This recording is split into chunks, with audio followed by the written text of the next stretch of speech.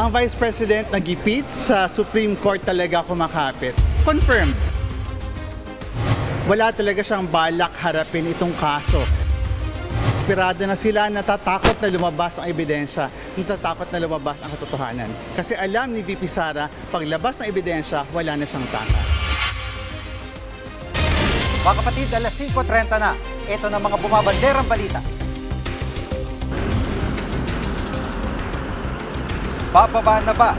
Yan ang tanong ng taong bayan sa presyo ng petrolyo ngayong nag-anunsyo na ng tigil putukan ng Amerika sa Iran.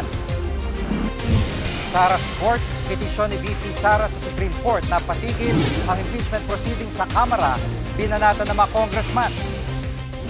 Bakit nangangayayat si PBBM? Dahilan ng pagbaba ng timbang ni Pangulong Bongbong Marcos, sinagot ng Malacanang.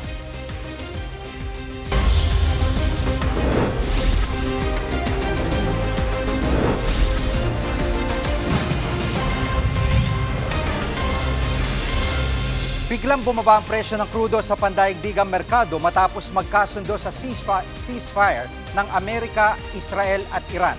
Live mula sa EDSA Mandaluyong, nangunguna sa balita si News 5 Transportation Correspondent Gerard de la Peña. Gerard, magkano na ang presyo ng langis sa world market? Alam mo, Jiging, mula sa $110 per barrel ay agad na bumaba sa $91 per barrel yung presyohan ng isang benchmark o yung basehan ng presyohan ng langis sa international market.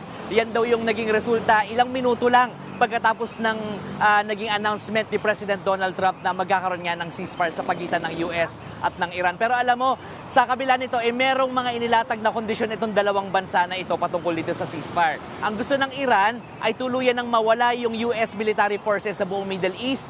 Dapat daw itanggalin na rin yung taripang inimpose ng US sa mga produkto ng Iran at dapat din daw ay magbayad ng danyos perwisyo ang US dahil nga doon sa pinsalang inabot ng mga infrastructure dyan sa Iran.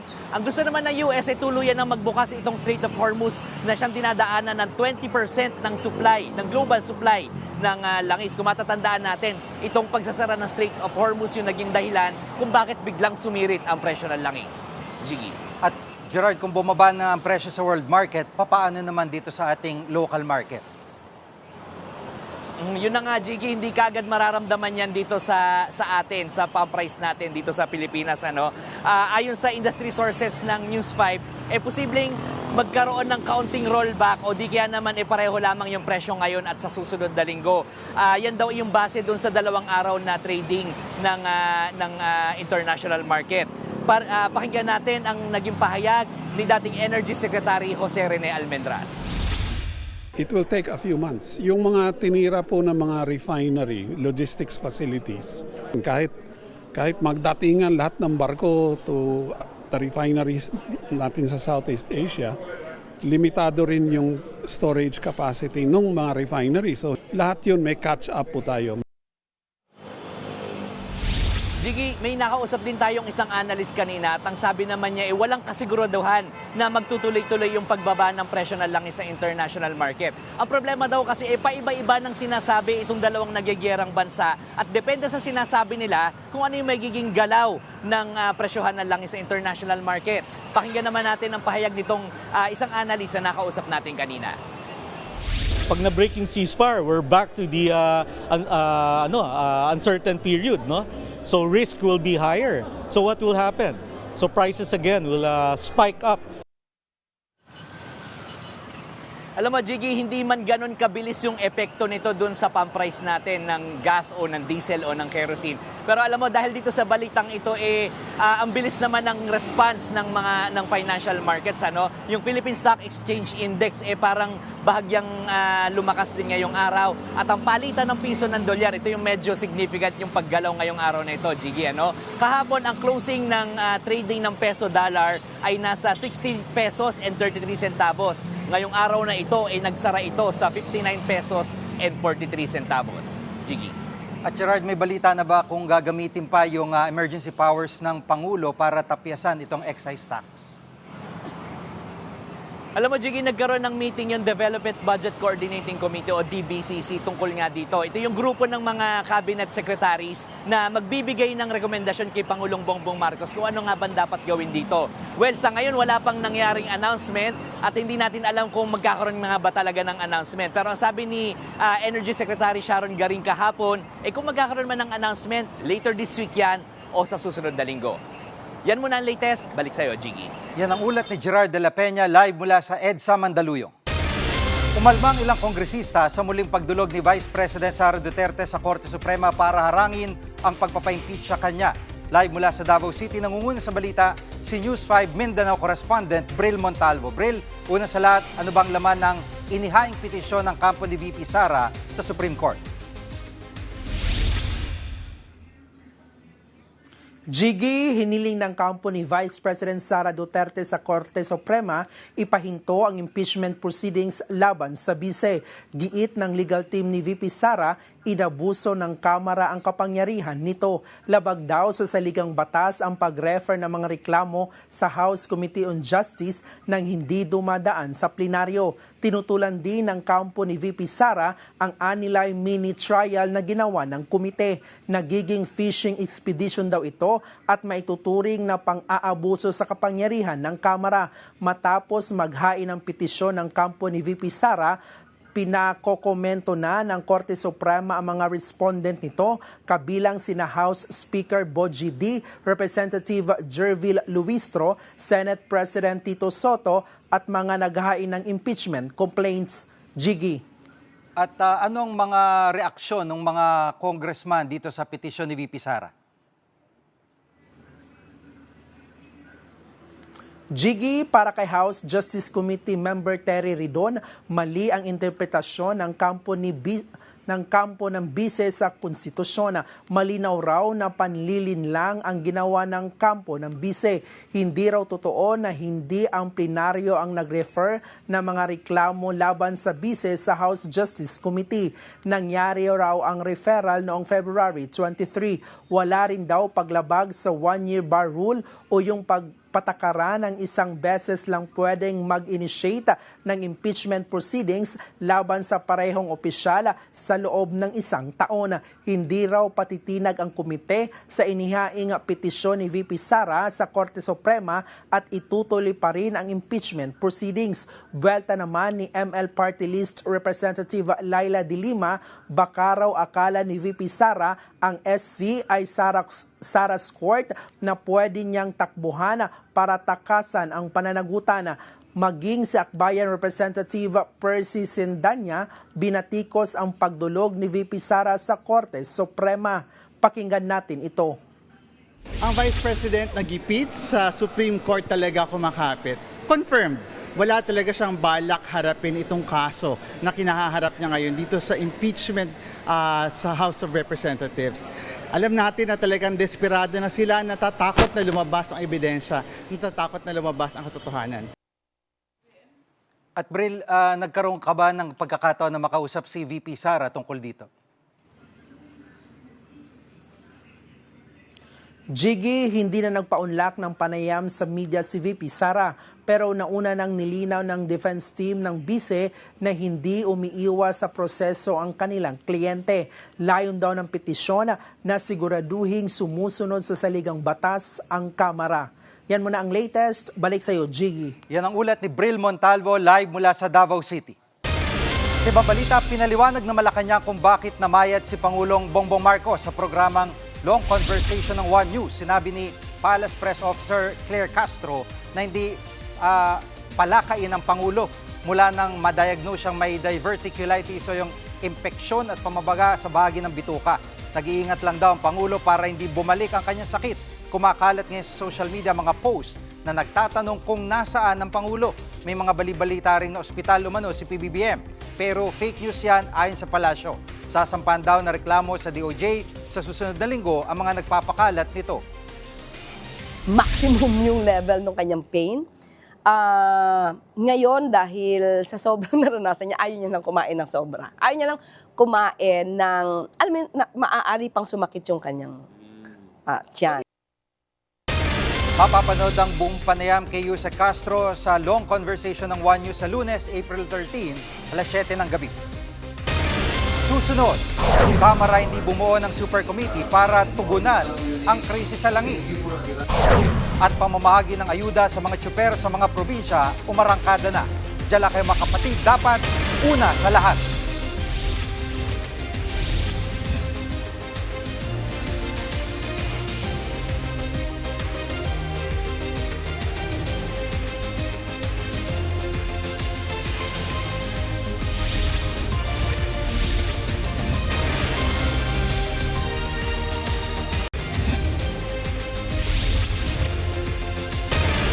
Umarangkada ng pamamahagi ng ayuda ng DSWD sa mga tsuper sa mga probinsya. Live mula sa Angeles City, Pampanga, nangungun sa balita si Ian Suyu. Ian, sino-sino mga nabigyan ng ayuda ngayong araw? Jiggy, una nga munang binigyan ng ayuda ng DSWD yung mga kapatid nating tricycle drivers sa labas ng Metro Manila. Ngayon nga yung unang araw ng rollout ng cash incentives na yan. Ayon sa DSWD, nasa 367,000 na mga tricycle drivers ang target nilang mabigyan ng tulong pinansyal sa labas ng Metro Manila. Dito nga sa Angeles, Pampanga, maagang pumila yung mga kababayan natin, at daang-daang tricycle driver doon sa payout site na nakatakda. Driver's license lamang kasi at photocopy nito yung kinakailangan para makuha yung kanilang matatanggap na ayuda.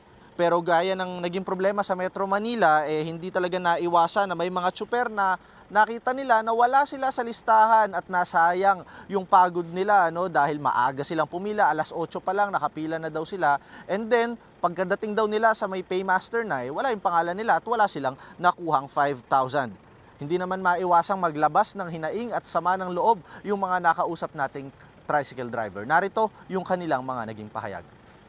8 a.m. nandito na po kami. Maraming tao na nagipag-ano kami sa mga katoda namin, mga tricycle driver. Tapos ganito pa yung madadatnan namin. Wala yung pangalan. Ako mismo yung gumawa sa master list. Tapos wala yung pangalan ko.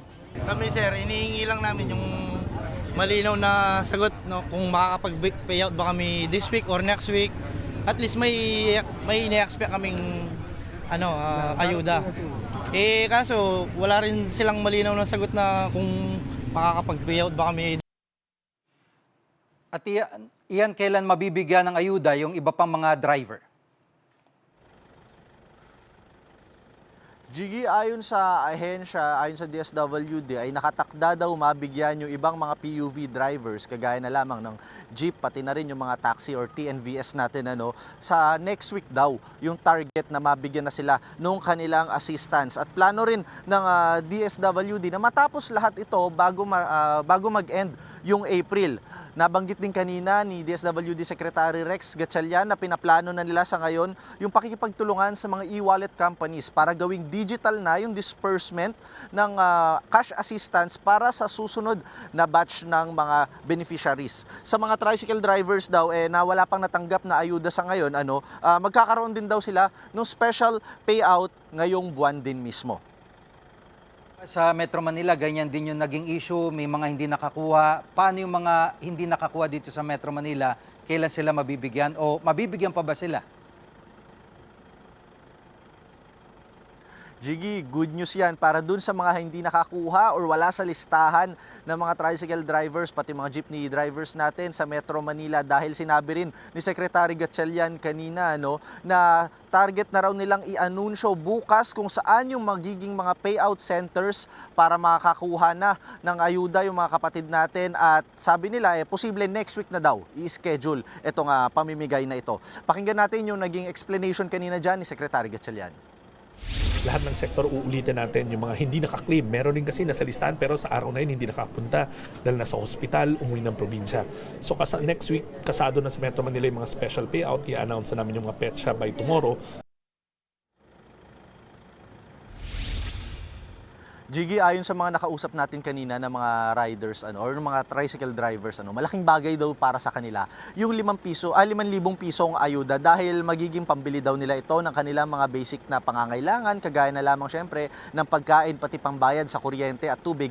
Yun nga lang, kung titignang maigi daw, hindi raw ito magiging sapat dahil parang pampalubag loob lang daw ito sa kanila dahil hindi daw natatapatan ng 5,000 piso yung pagkalugi or yung pagod nila sa dobleng pamamasada para lamang makabawi dahil sa taas ng presyo ng gasolina. Ayon naman sa DSWD, Jiggy, may mga lokal na pamahalaan na rin naman daw na namimigay ng sariling tulong pinansyal nila para sa kanilang mga tsuper. Bukod pa dyan, yung fuel subsidy mula sa national government. Yan muna ang latest mula dito sa Pampanga. Jiggy? Yan ang ulat ni Ian Suyo live mula sa Angeles City, Pampanga. Sa ibang balita, bumuo ng Super Committee ang Kamara para tugunan ang krisis sa langis. Live mula sa Batasang Pambansa, nangunguna sa balita si News 5 House Correspondent Marian Enriquez. Marian, ano mga nilatag na solusyon sa pagdinig ng Super Committee na ito? Yes, Jiggy, binubuo nga ng 13 komite ng Kamara itong Super Committee na kung tawagin na ay Legislative Energy Action Development o Lead Council. Dalawa po yung layunin nitong Super Committee. Una, yung agarang pagtugon o yung tinatawag na targeted assistance para po yan sa mga kapatid nating apektado ng krisis. At pangalawa ay yung mga pangmatagalang solusyon at reforma. Bilang panimula, nag-briefing nga ngayong araw yung iba't ibang ahensya ng gobyerno sa Lead Council at pinangunahan mismo ni House Speaker Bogie D ang pagdinig. Narito po ang kanyang pahayag. We are here not just to ask questions. We are here to deliver answers, fast, concrete, and felt by the people. The objective is clear. Protect the Filipino people, stabilize the economy, and build resilience against future shocks. Jiggy, tinanong nga ng Energy Secretary, tinanong ng komite yung Energy Secretary Sharon Garin kung ano yung kailangang kapangyarihan ng ahensya para nga magkaroon dito so sakaling magkaroon pa ulit ng ganitong krisis. Lalo't deregulated nga yung industriya ng langis sa bansa. Narito po yung bahagi ng pagdinig. There has to be triggers when the regulation comes in. No? Ngayon kasi kailangan may state of emergency. So if DOE can, at the very least, dictate how much they should earn in times of those difficult times, then DOE can, the public can be more protected from profiteering and any other taking advantage of the situation, Mr. Chair. During urgent emergency situations like today, the DOE should have the power to cap the premium or income. Ultimately, yes, Mr. Chair. Okay I just want to add, triggers can be based on price or on the availability of our reserves. No, we're trying to come up with the paper on this. Na halimbawa, pag ang inventory level natin is below 15, pero yung presyo mababa pa rin, it should trigger still, no? Mga things like that. At Maria, napag-usapan ba dyan sa pagdinig yung napakataas ng presyo natin kumpara doon sa makarating nating bansa? Yes, Jiggy, yan nga yung kinwestiyon mismo ni ACT Teachers Party List Representative Antonio Tino. Yung rate po kasi ng increase sa gasolina po ngayon sa bansa ay nasa higit 70% sa loob lang ng isang buwan. Habang 111% naman sa diesel mula po noong February 23. Pakinggan po natin itong bahagi ng pagdinig. So pwede po bang ma-explain sa mamamayan ng DOE bakit ganun? I think it's our oil structure also of our industry. Kasi fully liberalized siya eh. And we don't have any buffers. We tax it. We don't have any buffers as into price control. Wala tayong oil stabilization fund, unlike the other countries that are less vulnerable. Meron silang subsidy on their pump price, and they have their own source of oil, and also they have their own bigger refineries.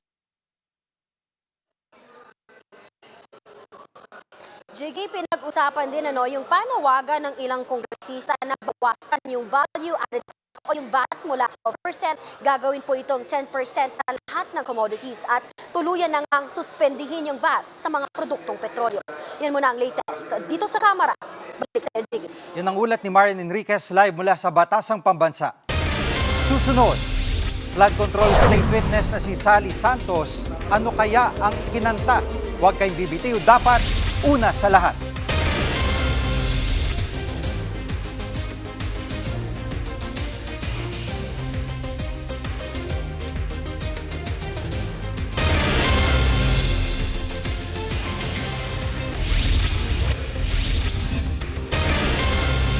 Pumarap na sa pagdinig ng Sandigang Bayan ng kontratista at state witness na si Sally Santos. Live mula sa TV5 Media Center, nangunguna sa balita si News 5 Justice Correspondent Camille Samonte. Camille, anong kinanta ng testigong si Sally? Gigi, sinabi ni Sally Santos na aabot sa 1.8 billion pesos ang kabuang halaga na naibigay niya kay dating DPWH Bulacan 1st District Engineer Bryce Hernandez. Sa pagsalang niya sa pagdinig sa Sandigan Bayan 3rd Division, isiniwalat ni Santos na ipinahihiram niya ang kanyang lisensya bilang kontraktor ng Sims Construction kay Hernandez. Kapalit daw nito ang 3% makukuha niya bilang royalty fee o komisyon mula sa mga proyekto sa DPWH. Anya, umabot sa 42 ang proyektong nakuha ng SIM sa DPWH na karamihan ay mga flood control project mula 2024 hanggang 2025 at ang pinakamalaking halaga na nai-deliver ni Santos kay Hernandez sa isang araw ay aabot sa 400 million pesos. Pero giit ni Santos, hindi raw niya alam na ghost project pala ang ilang proyekto hanggang sa mag-inspeksyon na nga dito si Pangulong Bongbong Marcos. Nagtiwala raw si Santos kay Hernandez na gagawin ang mga proyekto gamit ang kanyang lisensya. Jiggy? At Camille, kapwa akusado ni Hernandez, si dating Senador Bong Revilla, may nabanggit ba si Sally Santos sa naging papel niya dito sa Ghost Project? Jiggy, wala raw direktang transaksyon itong si Santos kay dating Senador Bong Revilla dahil nga si Hernandez lang yung kanyang laging kausap, kaugnay nga dito sa mga proyekto. Pero ayon sa prosecution, kasama si Revilla sa mga kinasuhan dahil ang dating Senador umano ang proponent ng isa sa mga ghost projects sa Pandi, Bulacan. Makikita rin daw sa dokumento na galing daw mismo sa DPWH kung saan nakasaad na ang budget proponent para sa proyekto ay may initials na SBR. Yan daw ang dating senador. Nasabi na rin daw dati ng dating DPWH Undersecretary Roberto Bernardo sa pagdinig sa Senate Blue Ribbon Committee na nag-deliver siya ng kickback para kay Revilla. Gate naman ng kampo ni Revilla, wala pa ring ebidensyang direktang mag-uugnay sa dating senador sa naturang ghost project. Narito ang pahayag ng abogado ni dating Senador Revilla. The witness categorically and clearly stated when asked by the court if she had ever dealings with former Senator Bong Revilla, and she categorically, clearly and expressly stated na wala. At Camille, ikaw mismo nandun ka sa hearing, tingin ba kumbinsido yung mga maestrado sa mga salaysay nitong si Sally Santos? Nako, Jiggy, kanina nga ay nagpahayag ng agam-agam yung mga mahisrado sa kredibilidad ni Santos bilang state witness. Tanging si Hernandez lang daw kasi yung nabanggit niya sa kanyang testimonya. Ayon naman kay Santos, sariling desisyon niya ang pagtestigo at walang nag-utos sa kanya na gawin ito. Nauna nang nagbalik ng 20 million pesos sa gobyerno si Santos para ipakitang sincero siya sa pagtetestigo. Yan muna ang latest. Balik sa iyo, Jiggy. Yan ang ulat ni Camille Samonte live mula sa TV5 Media Center. Mga kapatid, kahit humupa ng gera sa Middle East, hindi agad bababa ang presyo ng petrolyo. Sa ulat ng International Energy Agency, 40 energy assets sa Middle East ang napinsala dahil sa gera. Kabilang dyan ang malalaking pasilidad ng langis. Sa tindi ng pinsala, mahababang panahon ang hihintayin bago maayos sa mga ito. Mula nang sumiklab ang gera sa Middle East, hindi bababa sa 12 million barrels ng langis ang nawala sa supply chain. Katumbas yan ng halos 2 bilyong litro ng langis o higit 75,000 na Olympic-sized swimming pools. Magandang balita ang pagbaba ng presyo ng langis sa pandaigdigang merkado dahil sa ceasefire ng Amerika, Israel at Iran. Pero hindi rin agad mararamdaman ang epekto nito. Susunod, Artemis II mission pauwi na sa daigdig. At sa dokumentado, paano ba hinaharap ng mga mangingisda ang krisis sa langis? Huwag kay bibitiw, dapat una sa lahat.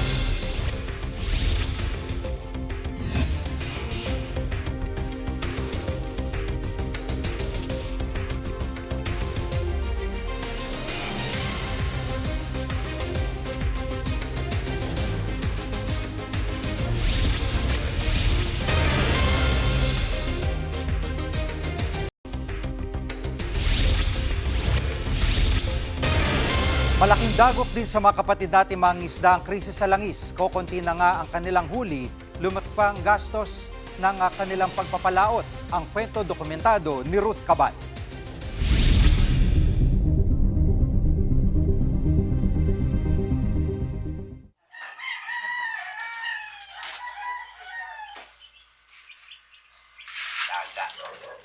Habang mahimbing pa ang tulog ng marami, abala na sa bahay ni na Alvin sa Navotas. Naghahanda na siya, ang tatay niyang si Mang Orlando at anak na si AJ para pumalaot.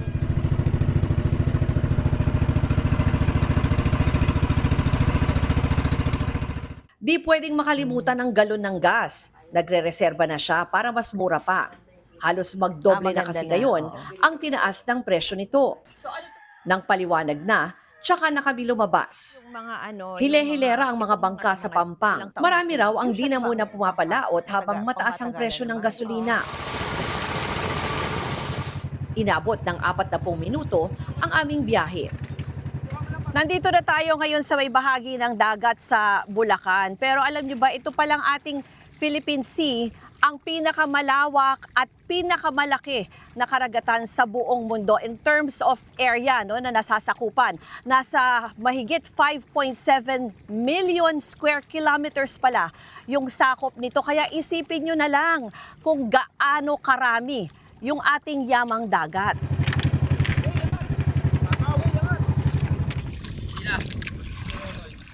Habang umaarya, nakipagkwentuhan na muna ako kila tatay. Gusto ko lang po malaman kayo, tay, kailan kayo nagsimula maging mangingisda bata? Matagal na ako, 7 taon pa lang ako. So yung tatay nyo mangingisda din po? Tapos tinuro nyo kay Kuya Alvin? Oo, siya naman. Oo. Kailangan kasi mga tamad mo sa pag-aaral eh. Kumikita naman konti-konti. Noong mga araw kasi mura pa yung mga bilihin. Ngayon, tindi na ng halaga. Oo.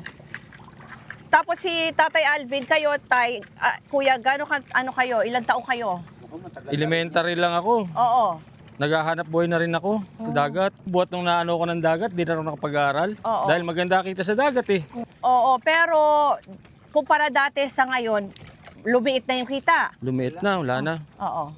Tsaka sa hirap, mahirap na talaga. Hindi ka mukha ng dagat, talaga maganda magbigay.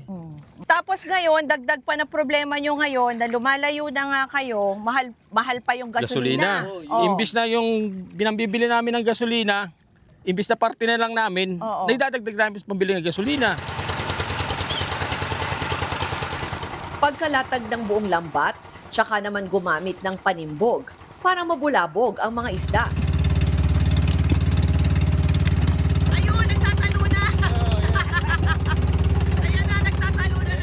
Ngayon, kukurbirayin na natin. Oo.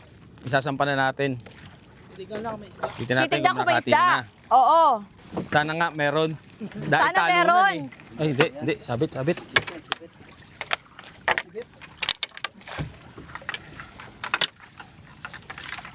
Dalang. Ito nga. Madalang? Oo. Dadalawang piraso pa lang. Hindi nga makakabuhay yung pamilya. Manto,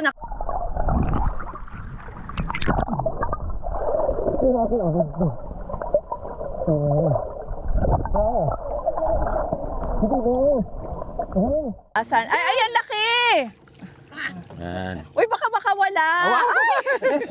Hawakan mo buti. Teka, baka makawala. Sarap para ba ng islang yan? Ay, hawakan sa ulo. Yan, kahit sa katawan. Yan. Ayan, ang laki! Anong isa to? Banak. Banak. Masarap po ba yan? Masarap yan. O, di ba? Sanay na ako. Marunong na ako. Mahigit 1 oras kaming umarya pero wala pa sa kalahating balde ang huli.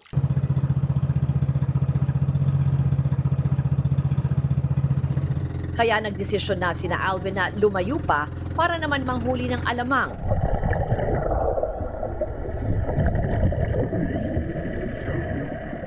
O konti, sobrang nipis ng alamang. Hindi makakabuhay ng pamilya. Yung isang babakong yun, dapat yun, nasa kulis ang banyera na yun. Ah, ganon? Oo. Eh wala, sobrang nipis. Ba't po kaya ganon? Wala, mas pangit ang tubig sa ilalim eh. Karaniwan, inaabot raw sila ng di bababa sa 4 na oras o magdamagan pa nga kada palaot. Pero ako, wala pang 3 oras na nakasama sa pamamalakaya, naisip ko, ang hirap palang maging mangingisda. Pagbalik, agad na ring nilinis ni Alvin ang mga huling isda. Magkano na yan pag ganyan? Mura lang yan. Oo. 100 kilo. So, ilang kilo yan? Mga 4 na kilo siguro to. Nasa 400 pesos lang ang halaga ng isdang huli namin. Ang alamang naman, wala pang 1/4 ng banyera, kaya nasa may 200 to 250 pesos lang yan. Tansya ni Alvin, nasa 600 pesos ang naubos naming gas, na dati ay nasa 300 pesos lang para sa ganong distansya. Suma total, break-even lang sina Alvin ngayon o halos walang kinita. Buti at may backup na negosyo si Jennifer, pagbebenta ng bagoong at mixed seafoods. Pero yung seafoods pala ay galing pa ng Bulacan at Cavite.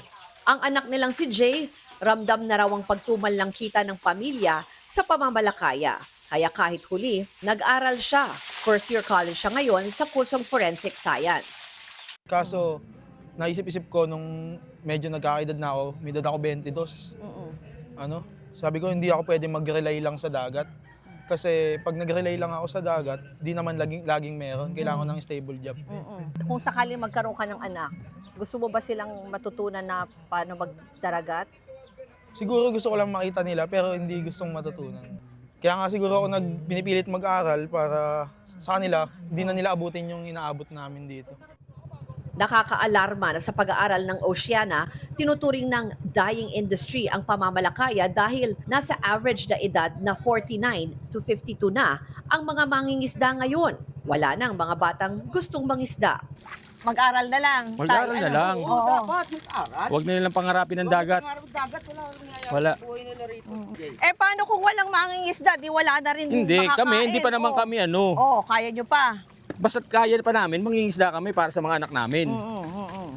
Diba? Yan ang ibubuhay nila eh. Baka daw... Kaya pag napag-aaral sila ng ayos, sige, bitawan na namin sila. Alam na nila gagawin nila. Pero paano nga kaya kung tuluyang mawala ang mga mangingisda? Silang nagtatrabaho para matiyak na mayroon tayong makakait, sila pa ang gutom at naghihirap. Sila pa ang tila nalimutan at laging huli pagdating sa tulong at atensyon mula sa mga kinauukulan. Ruth Cabal, mukha ng maliliit, isyong malalaki. Dokumentado. Sa ibang balita, pabalik na sa daigdig ang 4 na crew member ng Artemis II. Nakalagpas na sila sa lunar sphere of influence nitong Martes. Ibig sabihin, natapos na nila makasaysayang paglalakbay sa paligid ng buwan. Sa April 10, naasa maglalanding sa Pacific Ocean ng crew. Nagbahagi rin ang grupo ng mga bagong larawan ng buwan at daigdig. Bago niyan, kwelang pinakita ng Artemis crew ang kanilang pagkain sa outer space. So we added water to it, and the shrimp soaked back up the water, and it's actually pretty tasty. This is an example of a food that has not been rehydrated yet. It got all dried out. We're flying up here in space, and those are green beans.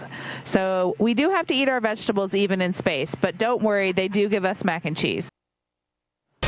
Kami ang inyong mga kapatid sa Balitan at Public Service, dapat una sa lahat. Abangan niyo po ulit kami bukas dito sa TV5, 1PH, RPTV, True TV at 105.9 True FM.